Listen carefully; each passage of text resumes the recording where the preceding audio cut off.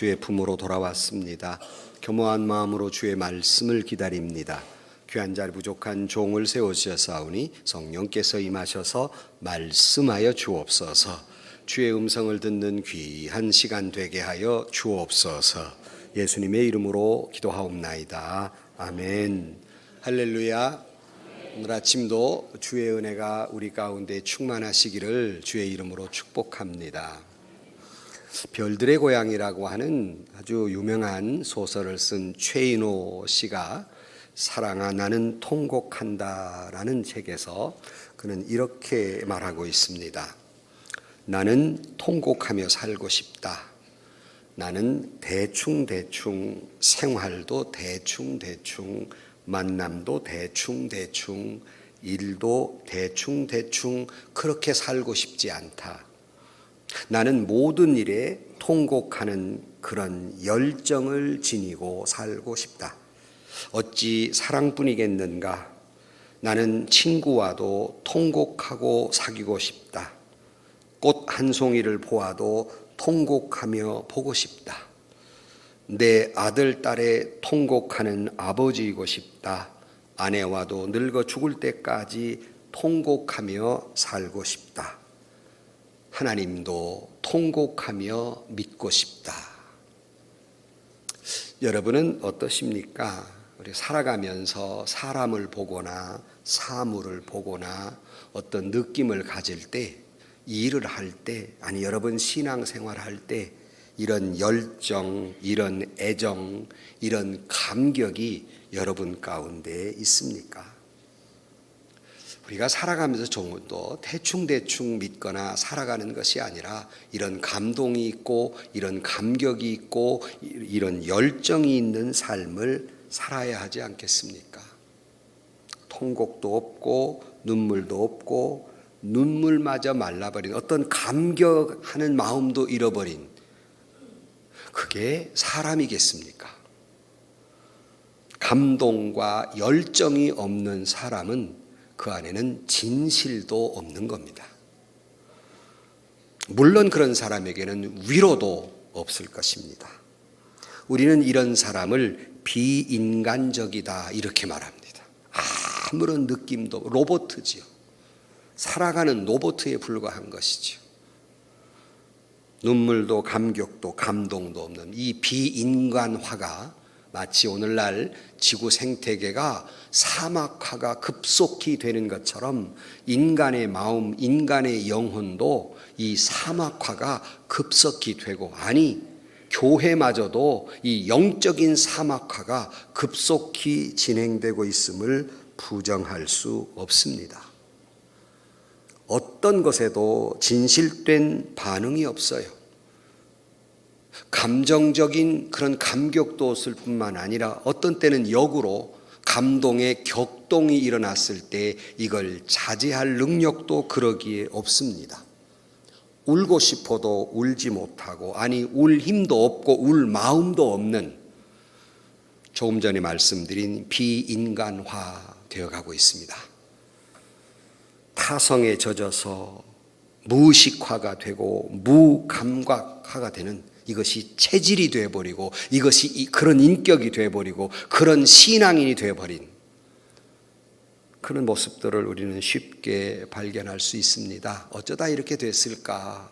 사람들마다 너무 자기 욕심, 자기 욕망, 자기 채울 수 없는 그런 욕망과 욕심으로 끊임없이 이 욕망과 욕심의 노예가 되다 보니까 뭐 곁에 누구 뭐 감격, 감동할 그런 겨를이 없고, 누구를 봐도 불쌍히 여기는 긍휼의 눈물을 흘릴 그런 시간 없고, 아니 뒤돌아 자기를 성찰하는 그런 눈물도 없고, 아니 하나님 앞에 진실을 말할 수 있는 그런 신앙도 없고, 조그마한 성공에 성공했다고 그저 쥐꼬리만큼 알고 안다고 온갖 교만을 떨기 때문에 감동도 감격도 눈물도 진실을 말하는 것도 없어져 버린 영적 사막화 급속히 진행되고 있습니다.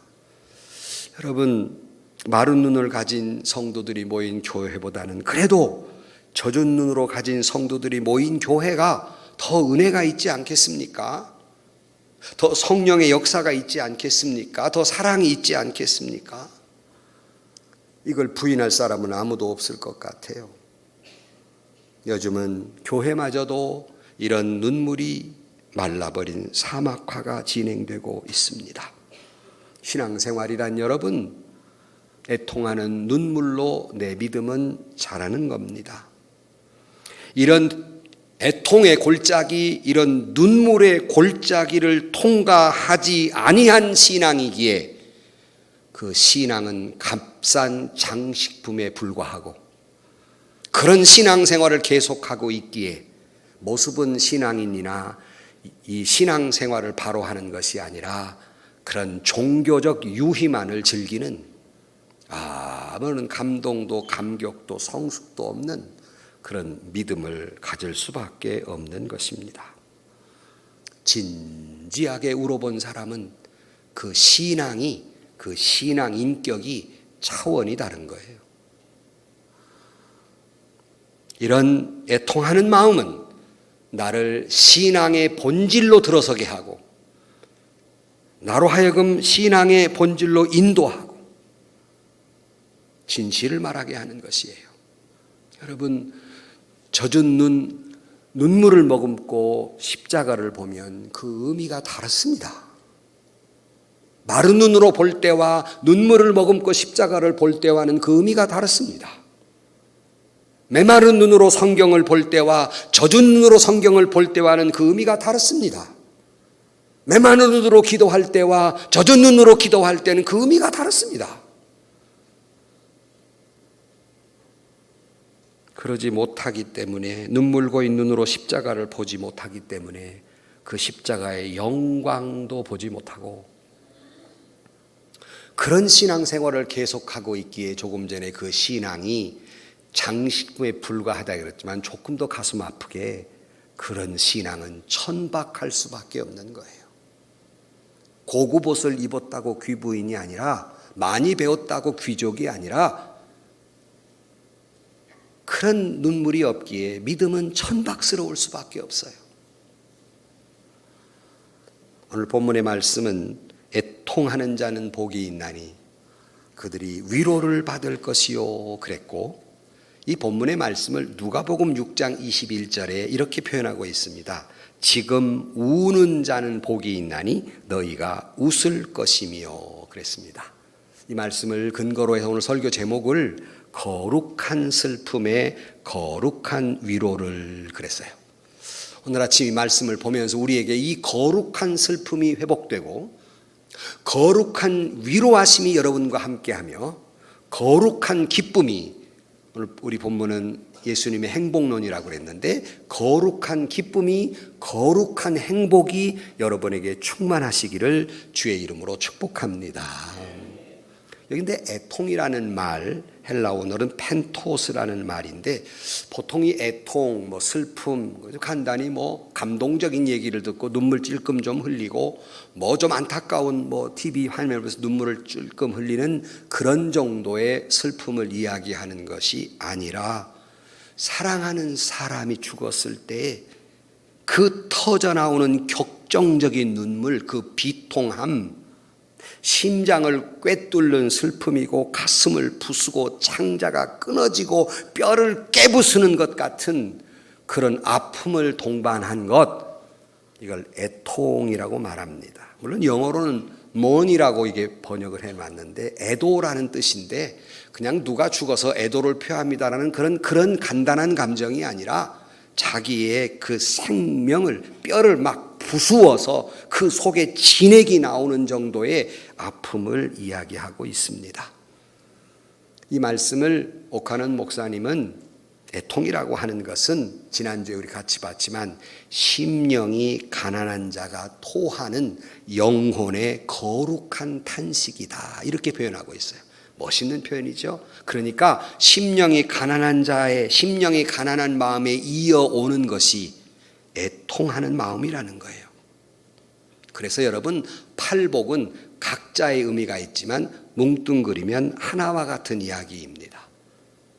오늘 아침 왜 예수님은 행복론에서 애통하는 자가 복이 있다고, 우는 사람이 행복하다고 말씀하고 있을까?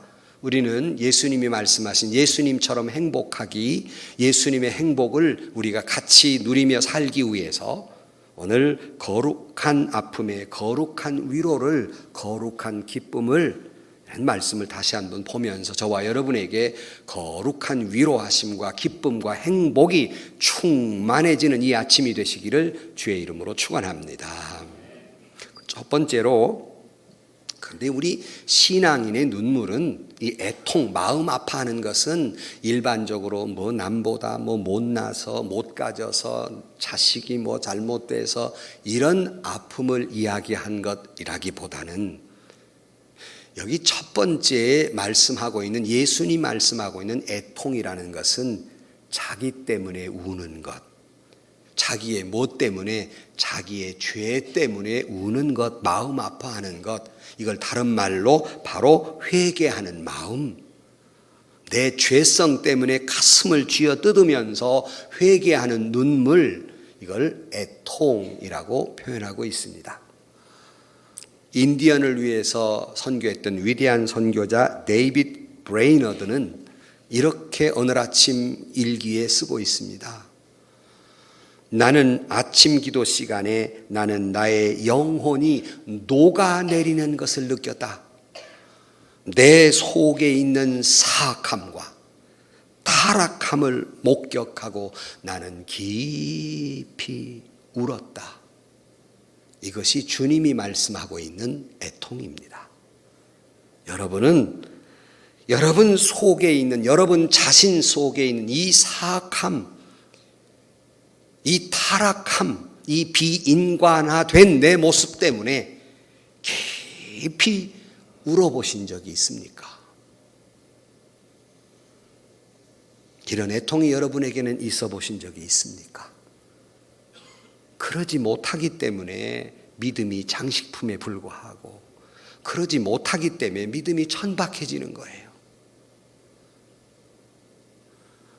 오스트리아 수도 비엔나에 임페리얼 뮤지엄이라고 하는 박물관이 있는데 각 박물관마다 자랑하는 전시품이 있어요. 그 중에 전시품 하나가 한 황제가 이 성당을, 예배당을 들어가려는데 이 주교가 딱 가로막고 있는 그런 그림입니다. 이 그림의 배경적 스토리는 주후 390년경에 데살로니가에서 로마의 통제를 저항하는 운동이 일어났어요. 반기를 들었단 말이죠. 그러니까 황제가 그 데살로니가에 있는 사람들 1,500명을 학살해 버립니다. 그 황제가 데오도시우스 황제인데, 이 황제가 밀라노를 방문했다가 밀라노에 있는 성당에 주일날 예배하려고 들어가려고 했습니다. 이때에 딱 주교가 가로막고 못 들어갑니다. 막은 사람이 성 안브로스라고 하는 사람입니다. 황제 못 들어갑니다, 이 성당에. 그러니까 황제가 놀래서 왜 내가 못 들어갑니까? 그랬더니 그 안브로스가 황제는 죄인이기 때문입니다 그랬어요. 그랬더니 황제가 하는 말이, 아니 다윗도 죄인이었지 않습니까? 그랬습니다. 그랬더니 안브로스가 그렇게 말합니다. 황제여, 당신은 다윗을 지금 흉내내고 계십니까? 다윗의 죄만 흉내내십니까? 다윗의 회개의 기도는 왜 흉내내지 않습니까? 다윗을 닮아가신다면 다윗의 회개도 닮아가셔야 하지 않겠습니까? 다윗의 회개가 황제에게 없기에 황제는 성당에 못 들어갑니다. 이런 유명한 이야기가 있는 유명한 그림입니다. 회개하지 않는 죄인은 천국에 들어갈 수 없습니다. 자기 죄 때문에 눈물을 흘려보지 않는 그 교만한 마음으로는 하나님의 집에 들어갈 수도 없고 주님의 위로를 받을 수도 없습니다. 자기 자신을 위해서 아파할 줄 알아야 합니다. 자기 자신의 죄 때문에 진통하는 자가, 이런 영적 진통이 있는 자가 행복하다고 오늘 본문 행복론 두 번째에서 말씀하고 있습니다. 내 죄성 때문에 아파하는 마음, 그 마음을 가질 때 그런 사람이 행복할 수 있다 하는 거예요. 젖은 눈으로 성경을 보니 내가 하나님 앞에 죄인됨을 발견하고 내 도덕성이 허물어지고 내가 얼마나 교만한가를 젖은 눈으로 볼 때 깨닫게 되고, 그것 때문에 괴로워하는 자가 행복하다 하는 말씀입니다.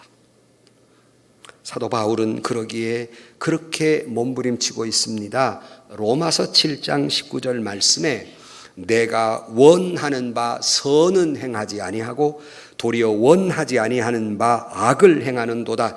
만일 내가 원하지 아니하는 그것을 하면 이를 행하는 자가 내가 아니요 내 속에 거하는 죄니라. 그리고는 밑에 24절에 오라 나는 곤고한 사람이로다. 이 사망의 몸에서 누가 나를 건져내랴 하고 아파하는 이 바울의 애통이 오늘 주님이 말씀하신 애통입니다. 바울 같은 사도도 이렇게 자기 죄 때문에 아파했는데 저 같은 죄인이야 오죽하겠어. 우리 모두는 오죽한 사람들입니까? 이사야는 하나님의 말씀 앞에 그가 쓰러지듯 화로다 나는 망하게 되었도다. 하나님 앞에 서니까 자기의 죄됨이 낱낱이 보인단 말이에요. 나는 망하게 되었도다. 탄식하는 것이 오늘 말하고 있는 애통입니다. 다윗은 시편 32편 3절 말씀에 내가 입을 열지 아니할 때 종일 신음함으로 내 뼈가 쇠하였도다. 그의 손이 주야로 나를 누르시오니 내 진액이 빠져서 여름의 가뭄같이 마름같이 되었나이다. 내가 이르기를 내 허물을 여호와께 자복하리라 하고 주께 내 죄를 아뢰고 내 죄악을 숨기지 아니하였더니 곧 주께서 내 죄악을 사하셨나이다 그랬어요. 다윗은 그 죄 때문에 신음하기를 막 뼈가 부스러져서 그 안에 진액이 다 빠져버리고 마름같이 되어버린 그 고통을 고백하고 있습니다. 내가 거룩해야에도 불구하고 내 속에 거룩이 없어요. 하나님의 거룩이 내 안에 머무르고 있어야 되는데 죄가 머물러 있어서 아파해요. 주의 성령이 나를 지배해야 되는데 하나님이 나를 지배해야 되는데 내 죄가 나를 지배함을 발견할 때 아파하는 것. 사랑하는 성도 여러분, 내 속에 있는 내 죄 때문에 아파할 수 있기를 주의 이름으로 축복합니다. 그래서 행복하게 되기를 주의 이름으로 축원합니다. 회개란 자기가 자기를 꾸짖는 것이에요. 자기가 자기를 꾸짖는 것이에요. 자기가 자신을 꾸짖고 자기가 자신을 깨뜨려버리고 부숴버리고 하나님 앞에 아파하는 직선적이면서 절대적인 것이 바로 회개의 눈물입니다. 때로 여러분 성경을 읽을 때 감격과 감사가 있는데 저도 죄인이기 때문에 눈물 젖은 모습으로 성경을 읽다가 은혜가 되는 것은 죄 없는 자가 복이 있다라고 주님 말씀하지 아니하고 죄 있는 자가 회개할 때 복이 있다. 죄 없는 자가 아니라 죄 있는 자가 회개할 때 복이 있다. 죄 때문에 아파하는 자가 복이 있다. 죄 때문에 통절히 느끼는 자가 복이 있다. 하얀 도화지처럼 죄 없는 자가 복이 있는 것이 아니라 그런 사람은 지구상에 아무도 없지만 자기 죄 때문에 아파하는 자가 복이 있다 그랬고, 사도 바울은 이런 재미난 표현이 했어요. 죄가 있는 곳에 은혜가 넘친다는 말은 죄를 많이 지어야 은혜가 넘친다는 것이 아니라 내 죄를 깨닫고 깨달으니 사도 바울이 나는 죄인의 괴수다라고 느낄 때 그 사람에게 은혜가 있다는 말이에요. 영성이 깊어갈수록 죄감도 깊어가는 것이에요. 사랑하는 성도 여러분, 믿음의 영웅들과 교회사의 믿음의 영웅들을 보면 이 팔복이 끝나면 이제 믿음의 영웅들에 대한 말씀을 나누고자 하는데, 그 영혼들을 깊이 연구해 보면 하나같이 자기 죄에 민감한 사람들이에요. 교회 안에 문제를 일으키고 어지럽히는 사람들을 보면 하나같이 남의 죄에는 민감하고 자기 죄에는 둔감한 사람들이에요. 교회를 어지럽혀요. 정죄하느라고 바빠요. 오늘 한국교회가 그런 모습이 아닙니까? 우리의 마음속에 죄를 깨닫고 통회하는 성령의 역사가 제 마음에도 여러분의 마음에도 충만케 되기를 주의 이름으로 축원합니다. 성령 충만해서 이상한 환상을 보고 그냥 이상한 언어를 쓰고 이것만이 성령 충만이라고 하는데, 성령 충만은 인격적인 것이고 성령 충만한 자의 대표적인 모습은 주여 나를 떠나서 나는 죄인입니다라는 아픔이 그 속에 시작되는 사람이에요.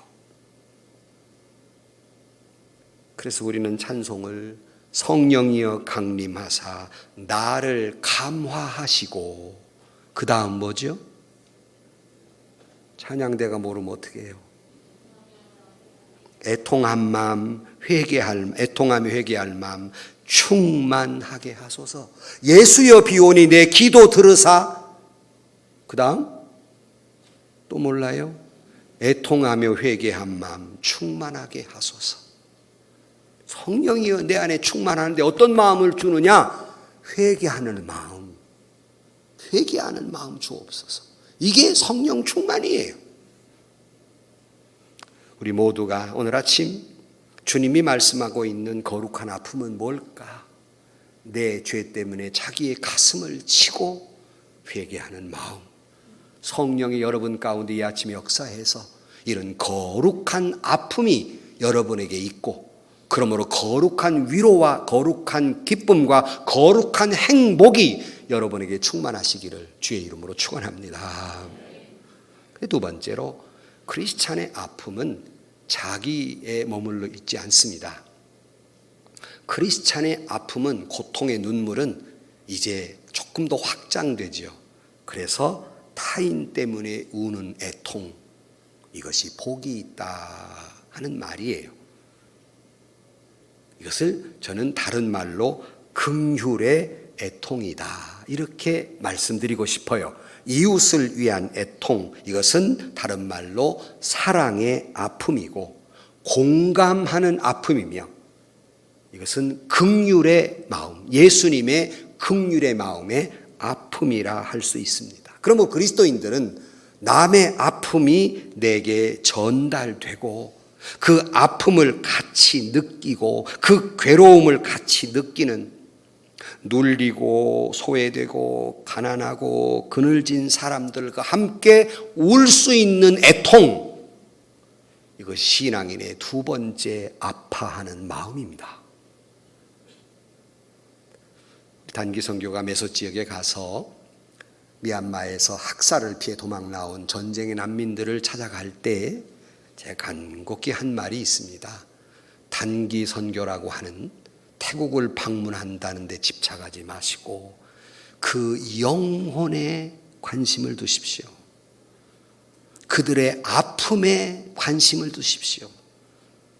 그들의 눈물을 닦아주고 그들의 아픔을 같이 느끼고, 가서 하루 이틀 그들과 지내는 시간 별로 없는데 뭘 하겠습니까? 그런 아픔을 같이 느껴주고 같이 울어주고 그 눈물을 그리스도의 이름으로 닦아줄 때 간단히 며칠 당하여 온 것이지만 그것이 그들 마음속에 그리스도의 보혈에 흘러들어가 위로가 되고 놀라운 역사가 일어나게 될 줄로 믿습니다. 가서 애통하고 오라고 그랬어요. 애통하고 오라고 그랬습니다. 마음 아파하고 와라. 그러니까 그 산지역이기 때문에 또 태국 지역에서 잠깐 미얀마 지역으로 들어갔다가 다시 나왔어요. 잘 지내고 있다고 소식을 듣고 있습니다만은, 그래서 로마서 12장 15절 말씀에 우는 자들로 함께 울라 그랬습니다. 현대인들에게 처달한 그 인격과 현대인들의 영혼의 사막화는 이웃의 고통을 외면해 버리는 겁니다. 이웃의 아픔이나 고통은 전혀 신경 쓰지 않는 무정한 마음, 무관심하는 마음, 그 냉정함, 그 비정함, 나만 아니면 된다는 생각, 아니 나만 편하면 된다는 생각, 이 그 많은 이 시대가 오늘날 우리 모두를 사막화시키고 마는 것입니다. 아브라함 링컨은 이런 말을 했습니다. 남의 등에 떨어지는 채찍의 고통을 느끼지 못하는 사람들을 불쌍히 생각한다. 불쌍한 사람들이다. 아니 남의 등에 채찍이 떨어질 때 아파할 줄 모르는 사람은 불쌍한 사람이다. 영혼이 죽은 거예요. 영혼이 사막화된 거예요. 제가 오래전에 부부주의일 때 제가 이런 말을 했어요. 나는 내 아내가 부엌에서 일하다가 아야! 그래서 가보니까 손가락이 베어서 피를 철철 흘리는데 그 오른쪽 두 번째 손가락인데 내 오른쪽 두 번째 손가락이 아프더라. 그래 집에 가서 부부싸움 했대요. 왜 했냐고 물어봤더니 목사님 거짓말한다고. 어떻게 아내가 아픈데 자기 손이 아프냐고. 여기 웃는 사람은 안 아픈 사람들인가 봐요. 내가 어디 강단에서 거짓말하겠어요. 내가 여기가 에리 하더라니까. 그러지 못하는 사람을 나는 불쌍히 여기노라. 부부가 그런 사랑도 없이 뭔 산다고 같이 산다고 살아요. 그런 사람이 어떻게 부부가 아닌 남의 고통에 아파할 수 있겠습니까? 어떻게? 자기 아내의 아픔도 동감하지 못하는데 어떻게 이웃에 대해 아파할 수 있어요? 거짓말이에요. 이태리 작가 이그나치오 실로네라고 하는 사람이 공산주의자가 됐는데 자기 자신이 공산주의자가 된 연유를 이야기하고 있습니다. 어느 날 주일날 예배당에 가 예배를 드리고 나오는데 예배당 앞이 난리가 난 거예요. 왜 난리 났냐면 어떤 가녀린 여인이 개에게 물리고 있는, 요즘도 우리 애견가들이 많아 자꾸 그런 사건이 나는데 개한테 물리는 거예요. 그러면 사람들이 뜯어 말려. 아무도 안 뜯어, 무서우니까. 심지어 막 예배를 드리고 나오는 신앙인들마저도 모른 척 해버리는 거예요. 거기에 충격을 먹었습니다. 거의 죽을 뻔했던 이 여인이 너무나도 억울해서 법에 호소를 했어요. 더 기가 막힌 것은 그 여인의 그 고통을 다 보고도 아무도 증언해 주지 아니했다는 거예요. 아무도 증언하지 않은 까닭은 그 개가 그 지역의 유력한 사람의 개였어요. 강아지도 그런 사람 강아지가 돼야지. 유력한 사람의 강아지인데 괜히 잘못 증언했다가 해코지 당할까 봐 아무도 증언을 안 넣는 거예요. 나는 그 순간 공산주의자가 됐다. 교회가 눈물이 마르면 공산주의가 다시 일어나는 거예요. 공산주의가 괜히 생기는 게 아닙니다. 이웃에 대한 고통에 아파할 줄 모를 때 공산주의가 생기는 거예요. 사랑하는 성도 여러분, 우리에게는 이 세대를 보면서 아픔이 있습니까? 주위의 굶주려 죽어가는데도 아무런 감각이 없이 나 하나만 잘 되면 되지 생각하고 늘 말씀드린 대로 99원 가진 사람이 1원 가진 사람 불쌍해 나누어 주려고 하는 것이 아니라 그런 1원마저 빼서 내 거 100원 만들려고 하는 이 비정한 세계, 이 비열한 세계. 오늘 현실은 이 세계에서 우리가 살아가고 있는 겁니다. 수십만 명이 죽어가도 불구경하는 이 세대.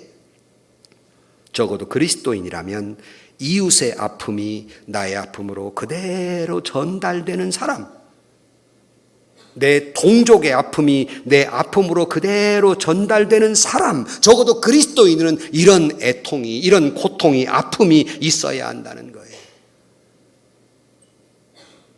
믿지 않고 죽어가는 사람들을 보면서 시편 119편 136절 말씀에 그들이 주의 법을 지키지 아니함으로 내 눈물이 시냇물같이 흐르나이다.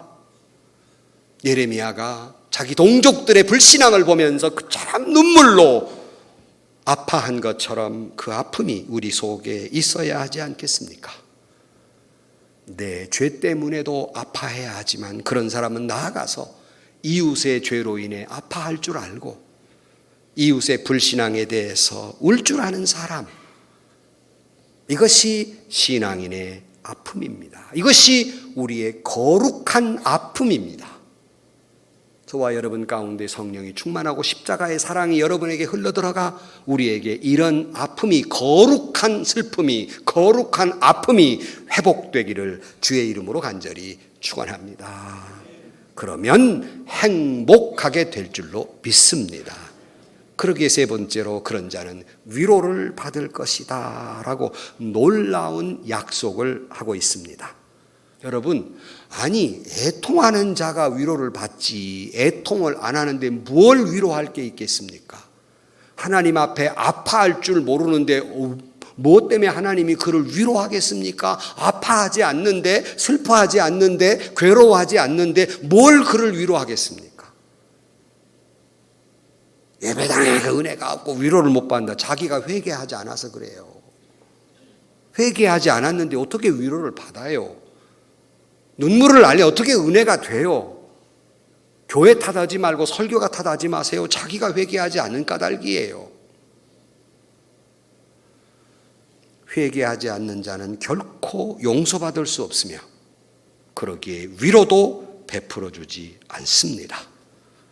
통곡하고 애통하는 자만이 위로받을 수 있는 겁니다. 마치 십자가 있을 때, 십자가의 죽음이 있을 때 부활이 따라오는 것처럼 내게 애통이 있을 때 비로소 주님의 위로하심을 받게 된다는 말이에요. 이때 위로라는 말이 헬라어로 파라칼레오라는 말인데 단순히 그냥 어깨 툭툭 알았어 이 정도가 아니라 이 원어의 뜻을 해석해 드리면 하나님의 따뜻한 사랑이 가까이 다가옴, 이것이 위로예요.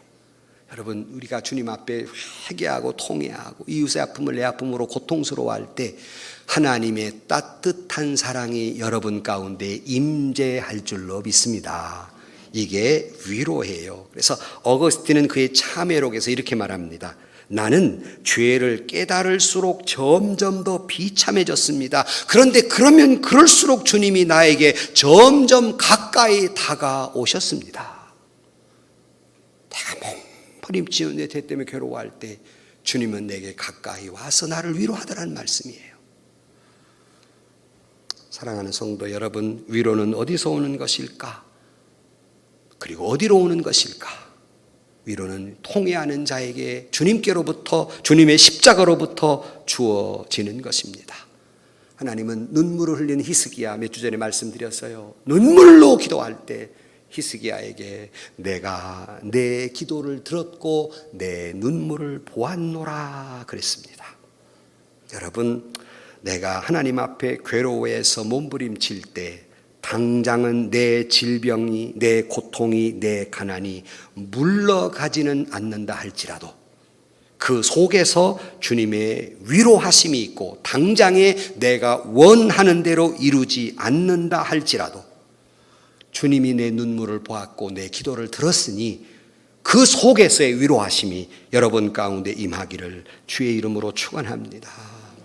내 아픔을 남편도 몰라주고 내 힘겨운 것을 아내도 몰라주고 자식도 몰라주고 교회도 몰라줄 때 주님은 다 아신다고 말씀하시니 이 말씀 한마디만 이뤄도 저와 여러분에게 커다란 위로가 되기를 주의 이름으로 축원합니다.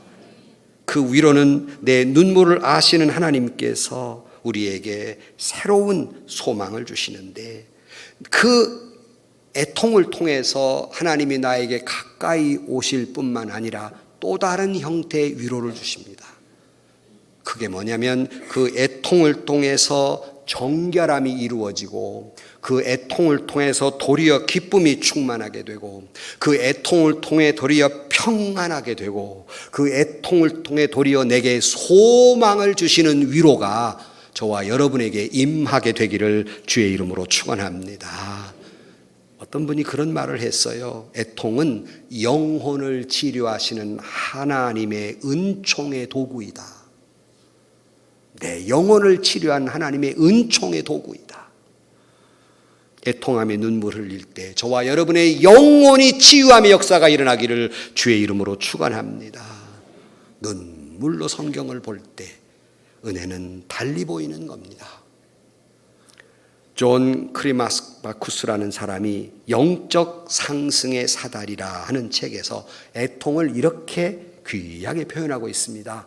애통이란 영혼 안에 있는 황금 채찍이다 그랬어요. 애통함이 영혼 안에 있는 황금 채찍이다. 이게 무슨 말이냐면 내가 그렇게 애통하다 보니까 마치 내가 황금 채찍으로 맞은 것처럼 내가 극도로 자비로운 사람이 되고 그리고 겸손하게 되고 내 영혼이 부드러워지게 되고 내 영혼이 맑게 되고 내가 회개하니 교만한 사람이 겸손하게 되고 온갖 욕망들이 정화되는 역사가 일어나니 애통은 하나님이 나로 하여금 영적 채찍으로 맞는 것처럼 내 영적 상승의 사다리가 된다는 말씀입니다.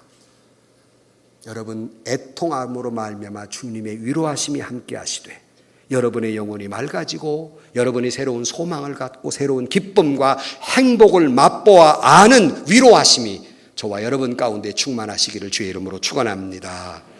이사야 61장 2절 말씀에 여호와의 은혜해와 우리 하나님의 보복의 날을 선포하여 모든 슬픈 자를 위로하되 무릇 시온에서 슬퍼하는 자에게 화관을 주어 그 죄를 대신하며 기쁨의 기름으로 그 슬픔을 대신하며 찬송의 옷으로 그 근심을 대신하시고 그들이 의의 나무 곧 예수께서 심으신 그 영광을 나타낼지라 일컬음을 받게 하려 하심이라 그랬어요.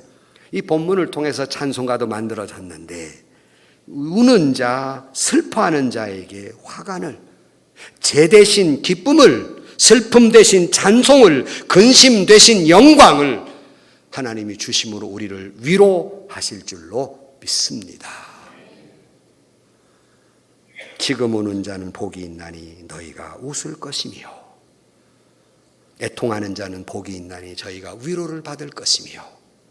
사랑하는 성도 여러분, 우리 모두 다시 한번 거룩한 아픔이 우리 안에 함께 하시고 이를 통해서 거룩한 주님의 십자가의 위로하심이 여러분과 함께하고 거룩한 기쁨이 충만하고 거룩한 행복이 충만한 저와 여러분들이 되시기를 주의 이름으로 간절히 축원합니다. 기도하십시다. 하나님, 영적으로나 인격적으로나 비인간화 되어버린 이 사막화된 이때에 주의 성령이 우리 안에 오시사 거룩한 슬픔이 있게 하여 주옵소서. 거룩한 아픔이 회복되게 하여 주옵소서. 그래야 거룩한 위로하심이, 거룩한 평강이, 거룩한 기쁨이, 거룩한 행복이 충만하게 하여 주옵소서. 예수님의 이름으로 기도하옵나이다. 아멘. 세상에서 시달린 친구들아 위로의 주님 바라보아라. 눈을 들어 주를 보라. 하늘의 모든 영역 주께 맡겨라. 슬플 때에 주님의 얼굴 보라. 사랑의 주님 안식 주리라. 힘이 없고 내 마음 연약할 때 능력의 주님 바라보아라. 주의